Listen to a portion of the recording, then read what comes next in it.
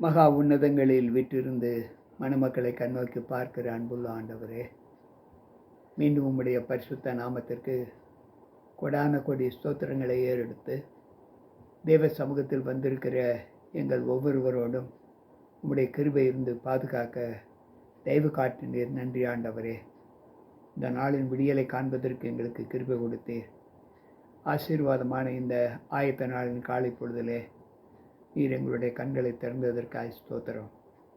வந்திருக்கின்ற எங்கள் ஒவ்வொருவரோடும் உம்முடைய கிருபை தங்கி இருப்பதாக மீட்பர் இயேசு கிறிஸ்துவின் நாமத்தில் ஜெபிக்கிறேன் நல்ல பிதாவே, ஆமென்.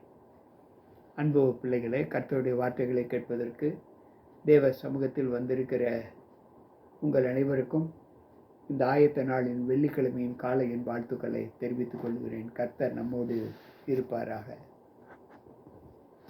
விசேஷமாக இந்த நாளிலும் இந்த வெள்ளியின் காலையின் பொழுதை காண்பதற்கு தேவன் நம்மை அழைத்திருக்கிறார்.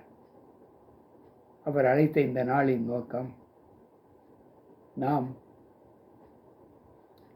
நம்முடைய சரீரத்தை எப்படி பரிசுத்தமாக காத்துக்கொள்ள வேண்டும் என்று ஆண்டவர் சொல்லுகிறார். இன்றைக்கு தெரிந்து கொள்ளப்பட்ட வேத பகுதி பிரசங்கின் புஸ்தகம் 9வது அதிகாரம் 8, 9, 10வது வசனத்தை நாம் இன்றைக்கு தியானத்திற்கென்று எடுத்துக்கொள்ளப் போகிறோம். அந்த வார்த்தை சொல்லுகிறது, உன் வஸ்திரங்கள் எப்பொழுதும் வெண்மையாகவும் உன் தலைக்கு எண்ணெய் குறையாததாகவும் இருப்பதாக. சூரியனுக்கு கீழே தேவன் உனக்கு நியமித்திருக்கிற மாயமான நாட்களிலெல்லாம் நீ நேசிக்கிற மனைவியோடு நிலையில்லாத இந்த ஜீவ வாழ்வை அனுபவி. இந்த ஜீவனுக்குரிய வாழ்விலும் நீ சூரியனுக்கு கீழே படுகிற பிரயாசத்திலும் பங்கு இதுவே. செய்யும்படி உன் கைக்கு நேரிடுகிறது எதுவோ அதை உன் பலத்தோடு செய். நீ போகிற பாதாளத்திலே செய்கையும் வித்தையும் அறிவும் ஞானமும் இல்லையே. வாசித்த இந்த 3 வசனங்களும் நம்முடைய வாழ்க்கைக்கு எவ்வளவு உந்துதலை கொடுக்கிறது. 8வது வாக்கியம் சொல்லுகிறது, உன் தலைக்கு எப்பொழுதும் எண்ணெய் குறையாமலும் உன் வஸ்திரம் எப்பொழுதும் வெண்மையாகவும் காணப்பட வேண்டும் என்று சொல்லுகிறார். நாம் எப்பொழுதும் பரிசுத்த ஜாதியாரின் கூட்டத்திலே சேர்க்கப்படுகிற பிள்ளைகள்.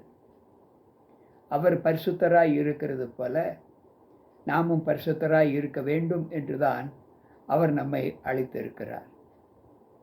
இன்றைக்கு அந்த அழைப்பிற்கு சாட்சியாக நம்முடைய ஆடைகள் எப்பொழுதும் தகுதியான வஸ்திரம் என்று வேதம் நமக்கு சொல்லி இருக்கிறதே. இந்த தகுதியான வஸ்திரம் எப்பொழுதும் அழுக்கற்றதாய் வெண்மையானதாய் காணப்பட வேண்டும் என்று ஆண்டவர் சொல்லுகிறார்.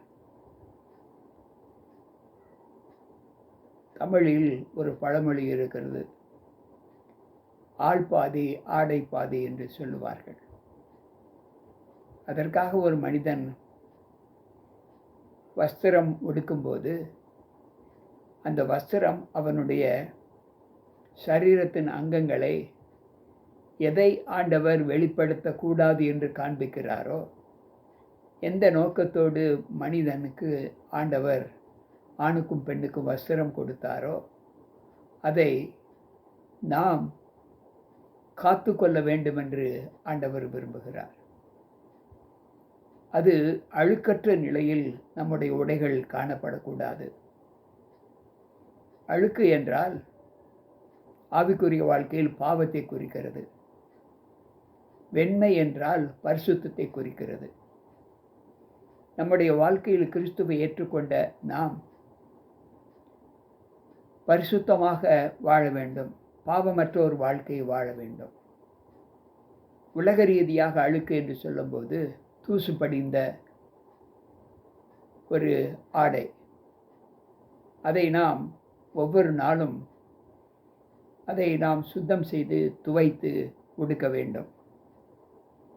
மேலும் நம்முடைய சரீரத்தில் முகத்தோற்றம் தலையை வைத்துதான் தீர்மானிக்கப்படுகிறது.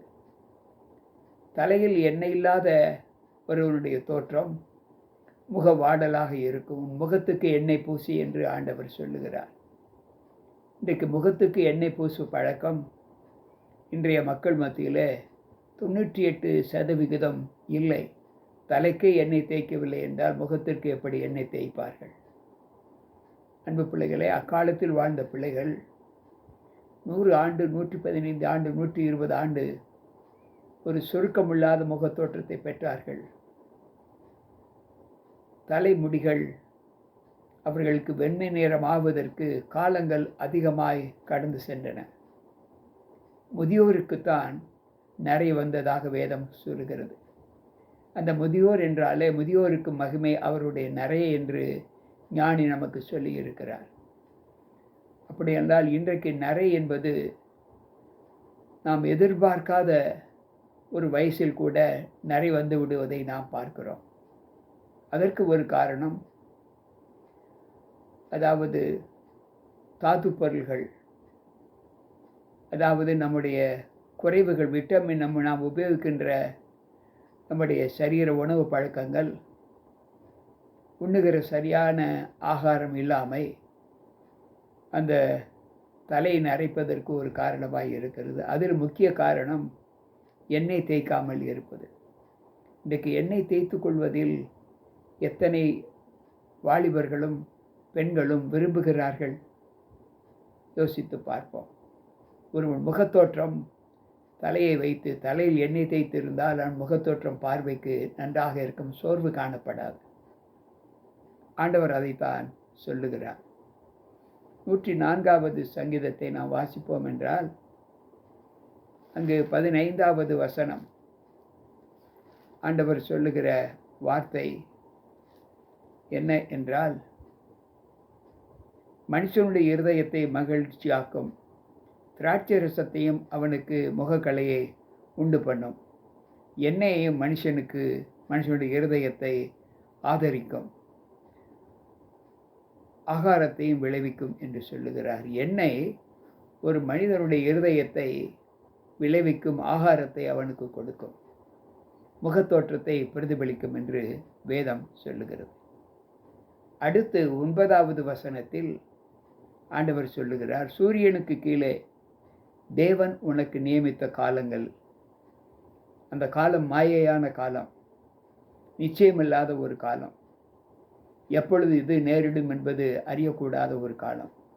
அந்த காலத்தில் உனக்கு வாழ்க்கை துணையாக கொடுத்த உன் மனைவியோடு இந்த வாலிப நாட்களிலே உன் காலத்தை நீ அனுபவி என்று சொல்லுகிறார். ஜீவ வாழ்வை அனுபவி. இந்த ஜீவ வாழ்விலும் நீ சூரியனுக்கு கீழே படுகிற பிரயாசத்திலும் உன்னுடைய பங்கு இதுவே என்று சொல்லுகிறார். 2வது, குடும்பத்தில் கணவன் மனைவி என்கின்ற உறவுகள் ஆண்டவர் கொடுத்த உறவு. அந்த உறவிலே இந்த மாயையான நாட்களில் நமக்கு கிடைத்த காலத்தில் கணவன் மனைவியோடும் மனைவி கணவனோடும் நேசிக்கிற ஒரு அன்பை பெற்றிருக்க வேண்டும் என்று இங்கு வேதம் நமக்கு கற்றுக் கொடுக்கிறது.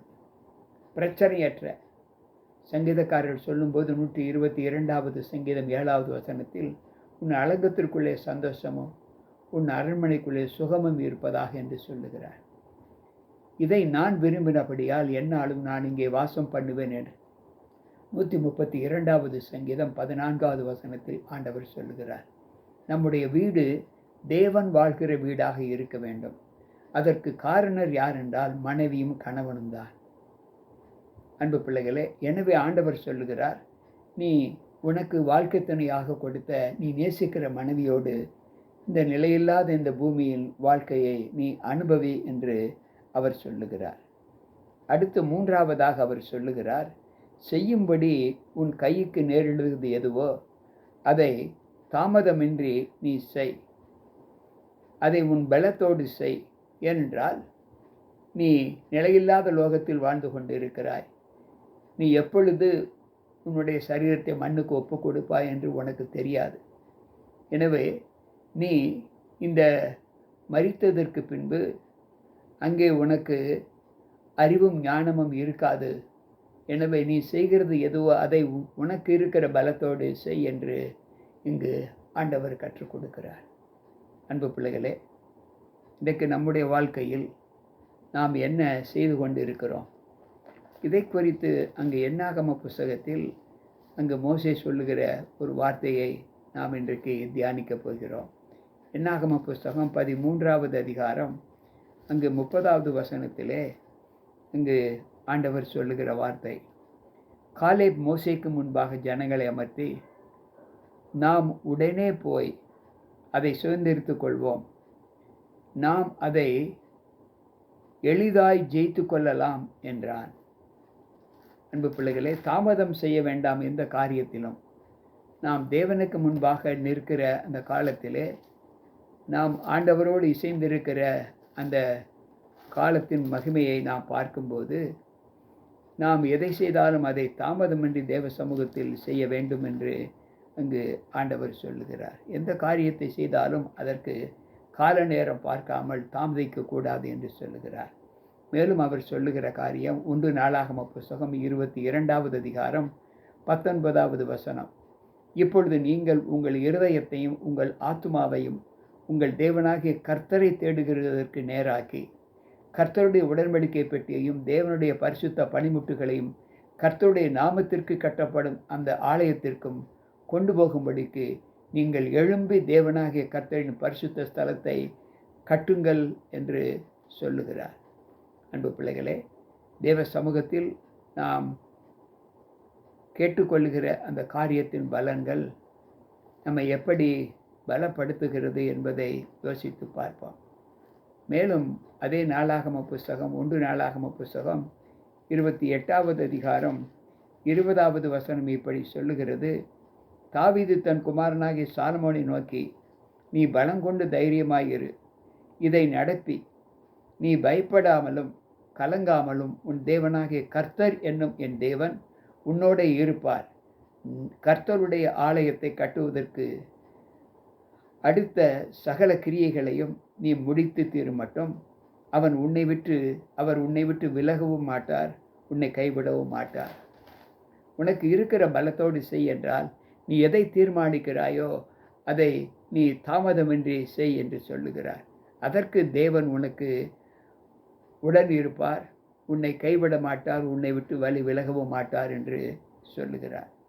அன்பு பிள்ளைகளை, இன்றைக்கு நாம் இந்த பிரசங்கின் புஸ்தகம் 9வது அதிகாரம் 8, 9, 10 வசனங்களிலே கற்றுக்கொண்டது, நம்முடைய ஆடைகள் பரிசுத்தமாயும் நம்முடைய சரீர தோற்றம் சோர்வில்லாமல் உற்சாகத்தோடு காணப்படுவதற்கு நம்முடைய தலையில் எண்ணெய் பூசிக்கொள்ள வேண்டும். இந்த பூலோகத்தில் இந்த நிலையில்லாத வாழ்க்கையில் நாம் வாழ்ந்து கொண்டு இருக்கிறோம். அந்த வாழ்க்கையில் நமக்கு கொடுத்த மனைவி கணவன் இருவரும் நல்லதொரு வாழ்க்கையை அனுபவிக்க வேண்டும். மேலும் நாம் ஒரு காரியத்தை செய்யும்படி நாம் தீர்மானிக்கப்பட்டால் அதை தாமதமின்றி நாம் நமக்கு இருக்கிற பலத்தோடு தேவ ஒத்தாசையோடு செய்ய வேண்டும். ஏனென்றால் அதற்கு பின் என்ன நடக்கும் என்பது நமக்கு தெரியாது. ஆகவே இந்த யுக்திகளை இன்றைக்கு ஆலோசனைகளாக, அறிவுரைகளாக தேவன் நமக்கு கட்டளையிட்டு இருக்கிறார். கேட்டுக்கொண்டிருக்கிற நீங்களும் நானும் அந்த ஆலோசனைப்படி நடந்து கர்த்தருக்கு உகந்த ஒரு வாழ்க்கையை வாழ தேவ சமூகத்தில் நம்ம ஒப்புக் கொடுப்போமா? ஜெபிப்போம். அன்பு ஆண்டவரே, உம்முடைய வார்த்தைகளை கேட்கிற எங்கள் ஒவ்வொருவருக்குள்ளும் உம்முடைய கிருபை இருந்து இந்த நாளின் சத்திய எழுத்துக்கள் எங்களுடைய ஆத்மீக வாழ்க்கைக்கு மிகுந்த பலன் கொடுக்கக்கூடியதாய் காணப்பட என் தேவன் கிருபை செய்யும்.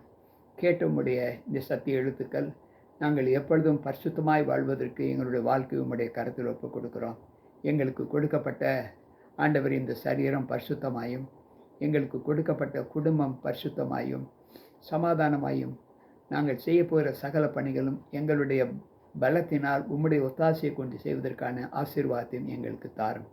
கேட்டுக்கொண்டிருக்கிற பிள்ளைகள் ஒவ்வொருவருக்குள்ளும் அந்த பலத்தை தந்து எங்களுடைய வாழ்க்கையை ஊக்கப்படுத்தும். மீட்பர் இயேசு கிறிஸ்துவின் நாமத்தில் ஜெபிக்கிறேன் நல்ல பிதாவே, ஆமென். அன்பு பிள்ளைகளே, இன்றைக்கும் சத்திய எழுத்துக்கள் நம்மை நல்வழிப்படுத்துகிறது என்பதற்காய் ஸ்தோத்திரம். தொடர்ந்து தேவ கிருபையும் சமாதானமும் நம் அனைவரோடு கூட இருந்து பாதுகாத்து கொள்ளும். மீண்டும் நாளை சந்திப்போம். உங்கள் போதகர் ஜி.கே. ராபர்ட். கர்த்தர் நம்மோடு இருப்பாராக. ஆமென்.